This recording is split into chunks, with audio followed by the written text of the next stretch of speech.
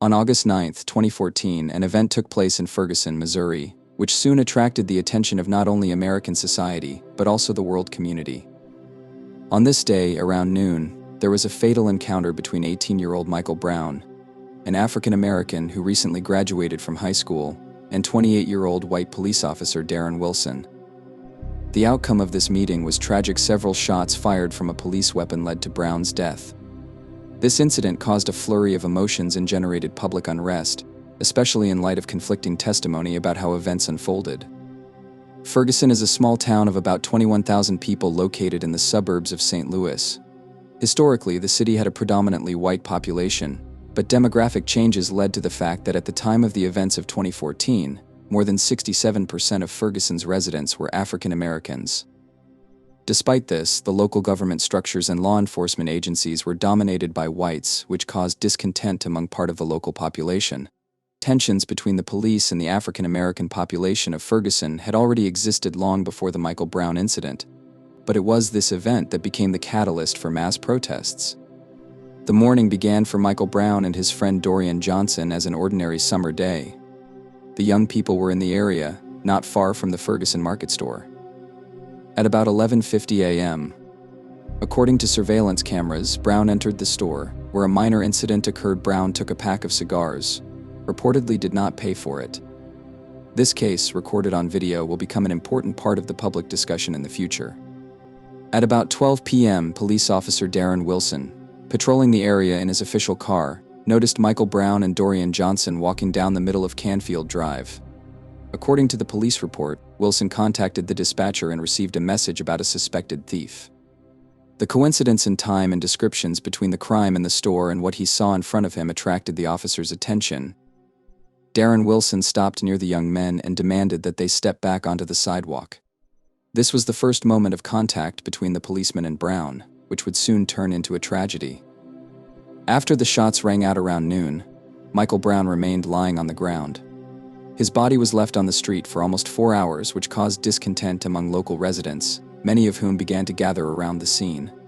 Police cars began to arrive at the scene, but it was obvious that the incident had already acquired a much more serious character than an ordinary street conflict. Local residents began recording what was happening on their phones, and soon the first photos and videos of Michael Brown's body appeared on social networks. This was the beginning of the spread of information about his death, which within a few hours attracted the attention of both local and national media. The first reports began to appear on the same day, and over the next few days, information about Brown's death and the circumstances of the conflict spread throughout the country. Police released a statement saying the shots were fired after Brown allegedly attacked Officer Wilson and tried to take possession of his weapon. However, versions of events began to diverge quickly, and eyewitness accounts gave a completely different picture. The public reaction was not long in coming. Peaceful protests began in Ferguson on the very first night after the incident, but soon they escalated into clashes with police, which became another catalyst for the escalation of the conflict at the national level. Questions about exactly how the events of August 9th unfolded immediately began to be discussed at all levels. Was there an attack on the officer? Did Brown try to surrender when he was shot? Or did he pose a threat? Both sides, the police and the local population, had their own versions of what happened, but many important details remained unclear. The investigation promised to find answers to these questions, but it immediately became obvious that the case would not be easy. Public opinion was divided. Some saw this as an act of self-defense by a policeman, others as a blatant example of police brutality and racial discrimination. To understand what factors could have influenced the tragedy of August 9th, it is important to turn to the life of Michael Brown. He was a young man whose death became a symbol both for his family and for the millions of people who supported the movement for social change. Michael Brown was born on May 20th, 1996 to Leslie McSpadden and Michael Brown Saar. He grew up in a poor neighborhood of Ferguson, in a family that faced many difficulties. Michael's parents divorced, and his mother was mainly involved in his upbringing, but his father also took an active part in his life. Michael was not the only child in the family. He had several half-siblings. According to friends and acquaintances, Brown was a calm and gentle person, not prone to violence or conflict. Although his academic achievements were not always outstanding, he was full of hope for the future and tried to overcome the difficulties of life that he faced. School has not always been easy for Michael, and in recent years he has begun to show less interest in studying, which, according to relatives, is due to family problems and an unfavorable environment. Michael grew up in a community where many children faced social inequality, poverty, and disabilities. However, despite this, his dreams went beyond what he knew. He was positive and happy that he was able to complete secondary education, which many of his peers could not achieve. In May 2014, 3 months before the incident, Michael Brown successfully graduated from Normandy High School. For his family and friends, this event was a great achievement, because Michael overcame many difficulties on his way to graduation.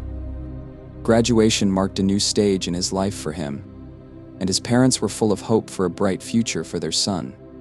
Brown planned to enroll at Vatterott College, a private college in St. Louis that offered programs in technical fields. He dreamed of becoming a specialist in the field of heating, ventilation, and air conditioning (HVAC). This direction was popular among the youth in his community, as it offered stable employment prospects and a good salary. Michael hoped that this education would help him break out of the vicious circle of poverty in which he grew up. Michael was not involved in criminal or antisocial activities, although as a teenager, like many of his peers, he faced environmental challenges. According to the memoirs of friends, he had no serious problems with the law before the incident in the store on the day of his death. According to them, Brown was a big kid with a gentle nature. Despite his impressive physical appearance, he weighed about 135 kilograms and was almost 1.93 meters tall. Many who knew Michael described him as a calm, friendly man who sought to avoid conflict. His friends and acquaintances often described him as a gentle giant because of his imposing physique and gentle disposition. He was respected among his peers, was open to communication, and always tried to support friends in difficult moments. Brown did not stand out among his company for any aggressive behavior, and his family was shocked that he could be involved in a violent conflict. However, like many teenagers his age, Michael sometimes showed youthful carelessness and rebelliousness. Some of his actions, such as the incident at the store on August 9th, may seem to be the result of a lack of maturity and impulsiveness. This fact will play an important role in subsequent discussions of his death, when opponents and supporters of Brown will interpret his actions that day in different ways. Michael Brown was part of a large family and community that supported him and had a significant impact on him. His mother, Leslie McSpadden, always stressed that her son was kind and that his death was an irreparable loss for her. She saw in him the future of the family and believed that he would be able to succeed, despite all the difficulties of life. Soon after his death, she would become one of the main figures advocating for justice for her son. Michael Brown's death came as a shock to the entire Ferguson community, where residents saw him not only as a person, but also as a symbol of broader problems: racial injustice, inequality, and excessive use of force by police. Soon his name will become known not only in the United States, but also abroad, and his life and death will give rise to a movement demanding change. In the context of the tragic events of August 9, 2014, a key figure, along with Michael Brown, was Darren Wilson, a police officer whose actions led to a fatal outcome. To better understand what happened that day, it is important to look at Wilson's personality, his career, and the events that preceded the fateful meeting with Brown. Darren Wilson was born on May 14, 1986. He grew up in difficult conditions. His childhood was spent in a dysfunctional family, where financial difficulties were present. Wilson's mother reportedly behaved unreliably and had problems with the law, which affected his upbringing. However, despite these circumstances, Wilson aspired to a stable life and a profession that would allow him to make a positive contribution to society. He chose the path of service in law enforcement and after training became a policeman. He began his career in the small town of Jennings, also located in the St. Louis area. The city of Jennings was known as an area with a high crime rate and social problems. Here Wilson gained his first experience patrolling the streets in difficult conditions. His colleagues and superiors spoke of him as a reliable and conscientious employee who was not seen to be excessively cruel or dishonestly performing his duties. However, in 2011, due to numerous complaints about the work of the Jennings Police Department and public discontent, the entire city police department was dissolved, and Wilson was left without a job. Despite this, his professional reputation did not suffer, and soon he found a new position in the Ferguson police.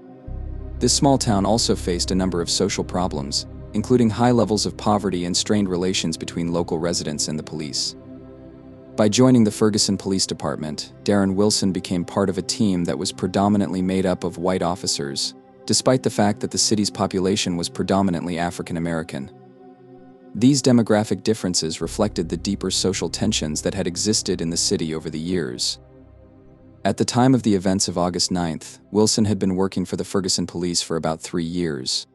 During this period, he established himself as a calm and professional officer. His superiors described him as an officer who was restrained, did not show excessive aggression, and avoided unnecessary conflicts. Wilson had no significant disciplinary action, and his service record was clean. He tried to follow the rules and didn't look for unnecessary problems at work. Wilson has received several awards and positive reviews for his work. In 2013, he was awarded an award for apprehending a criminal after a difficult chase. In an interview that Wilson gave after the incident with Brown, he said that he always considered his job important and tried to do everything to maintain order and safety. Many noted that Darren was a reserved man, with no expressed ambitions or aspirations for career growth. He was just doing his job the best he could and was pleased that he was able to find stability in his life. He did not stand out among his colleagues and was not known for his radical views or violent tendencies. However, like many officers working in difficult environments, Wilson probably experienced the stress and strain that was part of daily work in troubled areas with high crime rates. August 9th, 2014 began as a normal working day for Darren Wilson. That day, he was patrolling the Canfield Green area, where the tragic encounter with Michael Brown took place. Wilson was wearing a standard police uniform and driving a patrol car. The Ferguson police did not have a large budget, and patrolling the area was one of the main responsibilities of Wilson and his colleagues. They were supposed to ensure order in the city and respond to calls regarding minor crimes and violations. Just before the meeting with Brown, Wilson received a report of a theft at the Ferguson Market store, where the suspect was believed to have taken a pack of cigars without payment.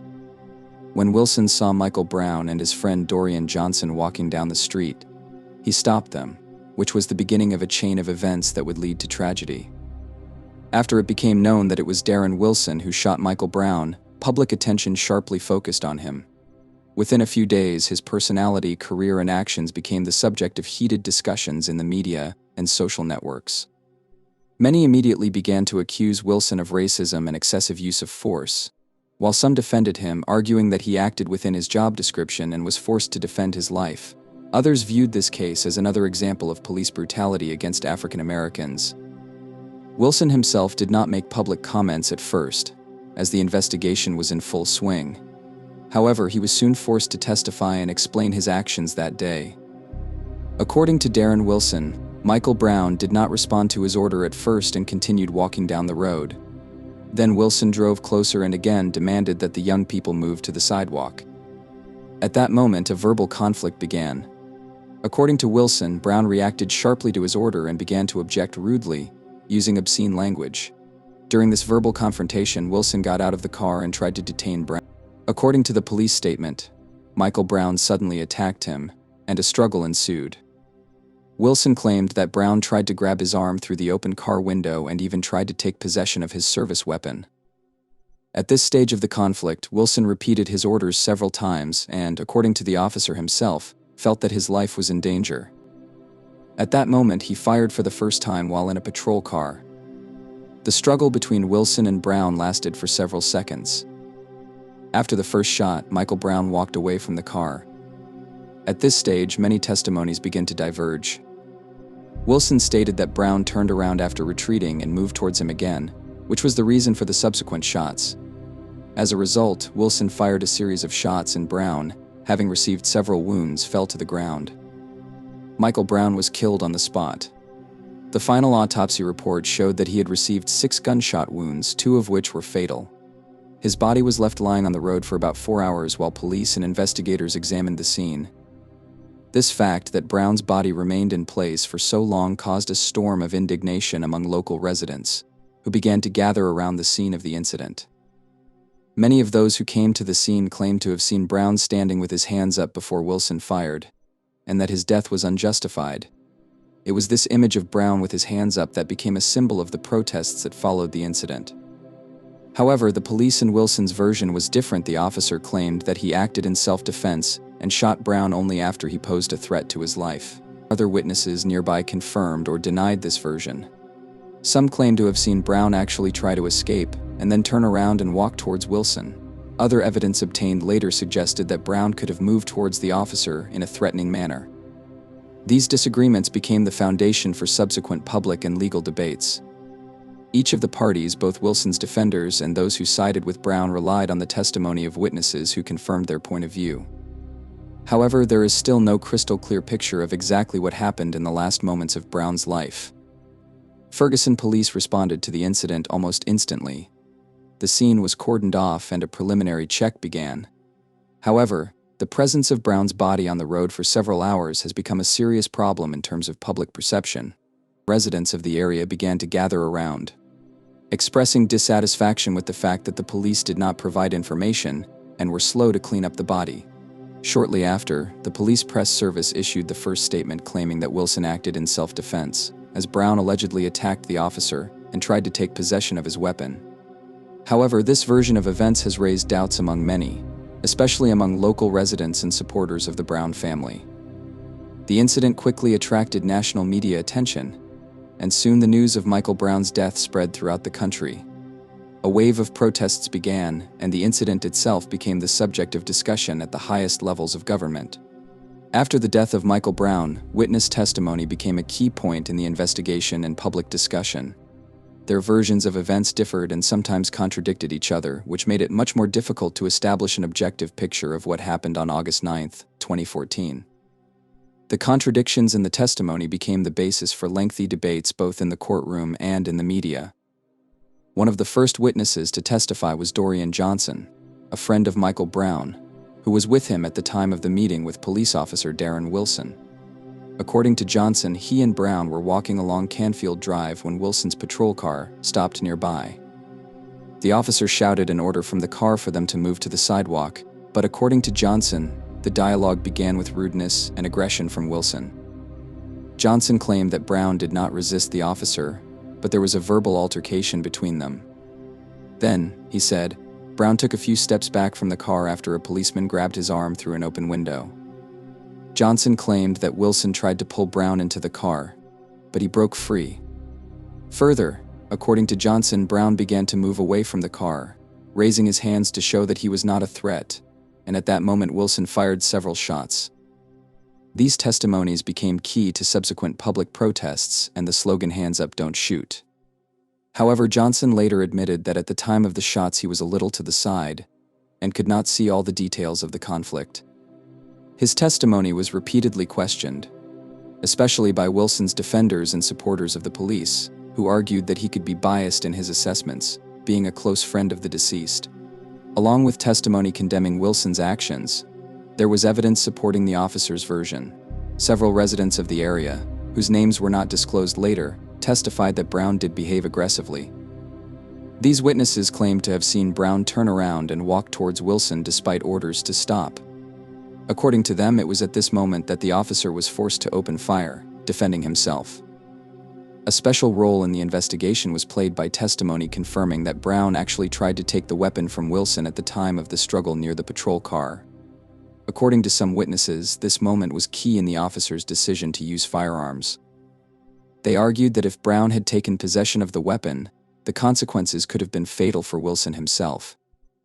The results of the autopsy and the conclusions of the forensic doctors played an equally important role in the case. The official pathology examination showed that Michael Brown was shot with 6 bullets, with 2 shots in the head, which caused death. The examination also showed that some of the wounds were inflicted on Brown from a distance, which contradicted the version that the shots occurred during the struggle in the immediate vicinity of the officer. However, the key element of the dispute was the distance at which Brown was from Wilson at the time of the last shots. Wilson's version claimed that Brown was coming at him, which forced the policeman to open fire, while experts in some versions of the conclusion indicated that Brown could already be at a considerable distance when the last shots were fired at him. This added an additional contradiction to the understanding of how the conflict ended. After Michael Brown's death, Ferguson police launched an investigation, but his actions drew criticism due to the slow response in leaving Brown's body on the street for several hours. The FBI and the Justice Department joined the investigation amid growing protests and public pressure. A federal investigation was looking into the possibility of violating Brown's civil rights. Several forensic examinations were conducted, but many witness statements contradicted each other, complicating the process. In November 2014, a grand jury decided not to indict Darren Wilson, which sparked a new wave of protests. In parallel, the Justice Department in its report noted serious problems in the Ferguson Police Department, including racial discrimination and excessive use of force. The protests began immediately after Brown's death and intensified after the grand jury's decision. The police used harsh measures, including tear gas and rubber bullets, which led to an escalation of violence. A curfew was imposed in the city, and the National Guard was brought in to restore order. The Brown case became a catalyst for the Black Lives Matter movement, which demanded changes in the justice system and the police. The protests spread throughout the country and reached the international level, becoming a symbol of the fight against racial discrimination. Darren Wilson testified before the grand jury, claiming he acted in self-defense. Witness accounts varied greatly, but many of them supported the theory that Brown was shot while trying to surrender. In November 2014, a grand jury decided not to indict Wilson, prompting protests and public condemnation. The Justice Department, although it did not find grounds to bring federal charges against Wilson, identified serious problems in the work of the Ferguson police.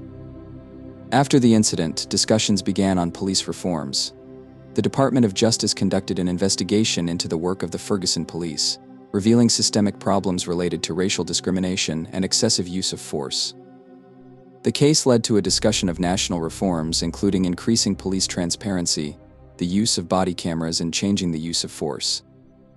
The Michael Brown case has played an important role in changing public perceptions of policing and has reinforced the demand for justice reform. The incident on August 9, 2014 in Ferguson, which led to the death of Michael Brown, left a deep mark on the history of the United States and became an important turning point in the discussion of racial and social problems in the country.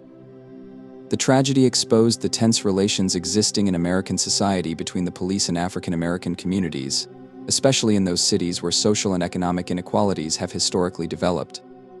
Darren Wilson, the police officer who shot Brown, has become a deeply controversial figure.